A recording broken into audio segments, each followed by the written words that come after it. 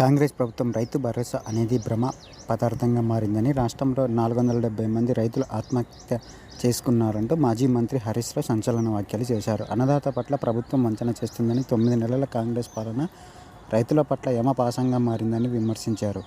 తెలంగాణ భవన్లో MP Vaddiraju Ravichandra, MLA Chinta Prabhakar, MLC Deshapati శ్రీనివాస్లతో కలిసి Siddipet MLA Harish Rao press మీట్లో కీలక వ్యాఖ్యలు చేశారు. ఆగస్టు 15లోగా రుణమాఫీ చేస్తానని చెప్పి చేయనందుకు రేవంత్ రెడ్డి రైతులకు క్షమాపణ చెప్పాలని డిమాండ్ చేశారు. 2 లక్షలకు పైగా ఉన్న రైతులు మిగతా డబ్బు బ్యాంకులకు కట్టాలంటున్నారు. అయితే ఎందుకు కట్టాలి? కేసీఆర్ హయాంలో ఇలాంటి నిబంధనలు ఏమైనా ఉన్నాయా? వ్యవసాయ రంగంలో కాంగ్రెస్ నేతలు కొత్త పదవులు ఏర్పాటు చేస్తున్నారని మండిపడ్డారు. రైతు రుణమాఫీ చేయని వారికి ఇన్ని పదవులు ఎందుకు? పెట్టుబడి సాయం అంటే మీకు అర్థం తెలుసా? ముఖ్యమంత్రి కేసీఆర్ 11 విడతల్లో రైతు బంధు ఇచ్చారు. ఇప్పుడు యాసంగి పంట వేసే టైం దగ్గర పడుతున్నా వానాకాలం రైతు బంధు ఇవ్వలేదు. వడ్లకు బోనస్ కూడా ఇవ్వలేదని మంత్రి హరీశ్ రావు మండిపడ్డారు. అసలు వానాకాలం రైతు బంధు ఇస్తారా లేదా అని మాజీ మంత్రి హరీశ్ రావు వ్యవసాయ శాఖ అధికారులను ప్రశ్నిస్తున్నారు.